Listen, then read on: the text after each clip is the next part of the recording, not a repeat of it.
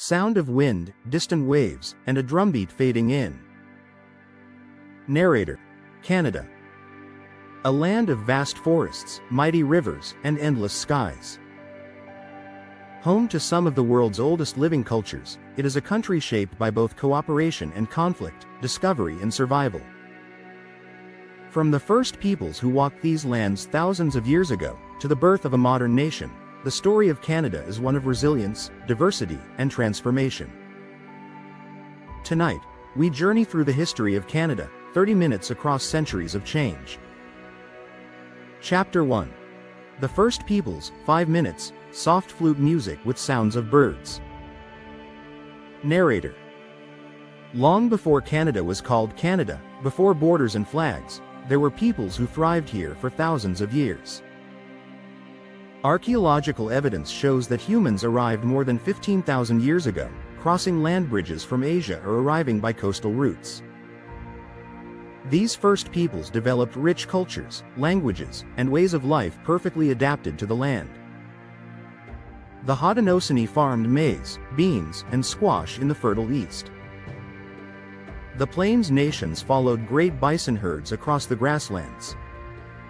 Along the Pacific coast, the Haida and Tlingit carved towering totem poles, symbols of lineage and spirituality. In the far north, the Inuit mastered survival in the Arctic, navigating icy seas with sleds and kayaks. These societies weren't primitive, they were sophisticated, with complex governance, trade routes spanning the continent, and deep spiritual connections to the land. Oral histories carried knowledge across generations. This was the foundation upon which everything else would unfold, a land already full of nations and stories. Chapter 2. European contact, 5 minutes, waves crash, gulls cry, wooden ship creaks. Narrator.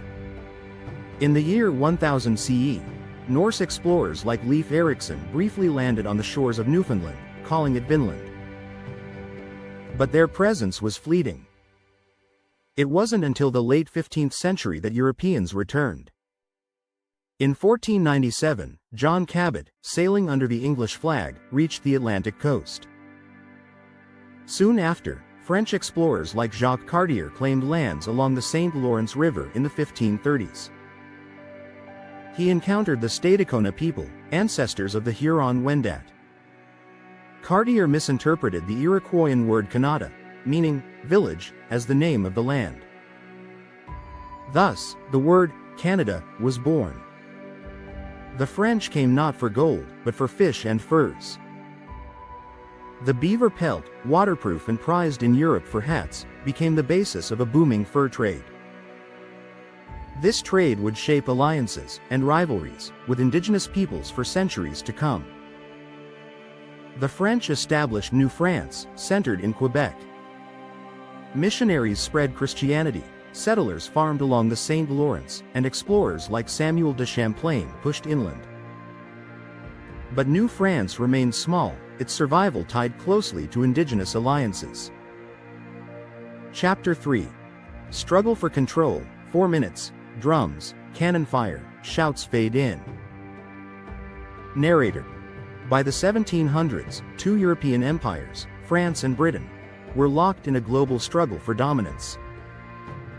In North America, this conflict exploded in the 7 Years' War. In 1759, the Battle of the Plains of Abraham decided the fate of Canada. British forces under General Wolfe defeated the French at Quebec City. Within a year, New France was surrendered. But conquest did not erase culture.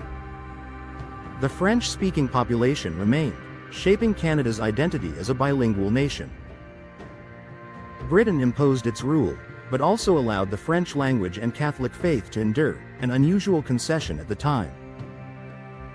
Chapter 4. The Road to Confederation, 6 minutes, marching footsteps, fiddle music rising. Narrator. Following conquest came migration. Loyalists fleeing the American Revolution settled in Canada, shaping Ontario and New Brunswick. Waves of immigrants from Scotland and Ireland soon followed. Tensions simmered between French and English, indigenous peoples and settlers. In 1812, Canada was invaded by the United States, but defended successfully with the help of indigenous allies like Tecumseh, the great Shawnee leader.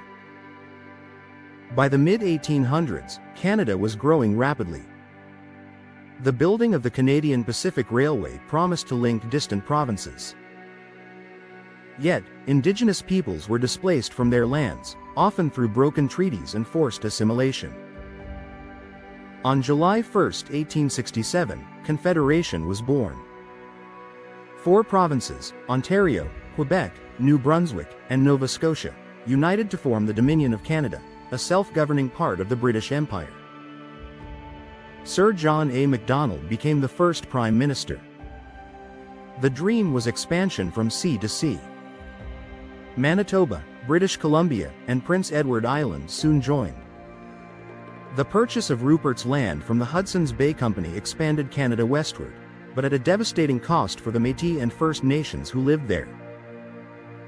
Chapter 5. Growing Pains and Amp, Wars, 4 Minutes, Somber Violin, Marching Boots. Narrator. The late 19th and early 20th centuries brought both progress and pain. Immigrants from Europe and Asia arrived, drawn by the promise of farmland, work, and freedom. Cities grew, industries thrived, and Canada began to define itself as more than just a British colony. But injustice ran deep. The government created residential schools, designed to assimilate Indigenous children by stripping them of their languages and cultures. Thousands of children suffered abuse, neglect, and loss. This dark legacy continues to echo today. Canada also faced the test of war. In World War I, Canadian soldiers fought at battles like Vimy Ridge, earning international recognition. In World War II, they landed on the beaches of Normandy, contributing to Allied victory. These sacrifices shaped a sense of nationhood, separate from Britain. Chapter 6. Modern Canada, 4 Minutes, Upbeat Music, Sound of Bustling City. Narrator.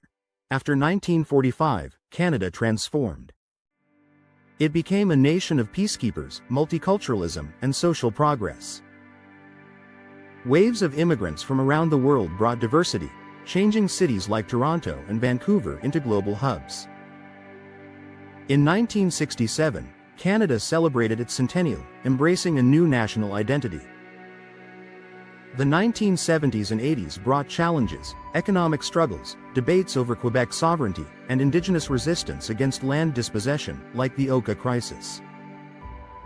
In 1982, Canada patriated its constitution, creating the Charter of Rights and Freedoms, a cornerstone of Canadian democracy. This marked Canada's full independence from Britain.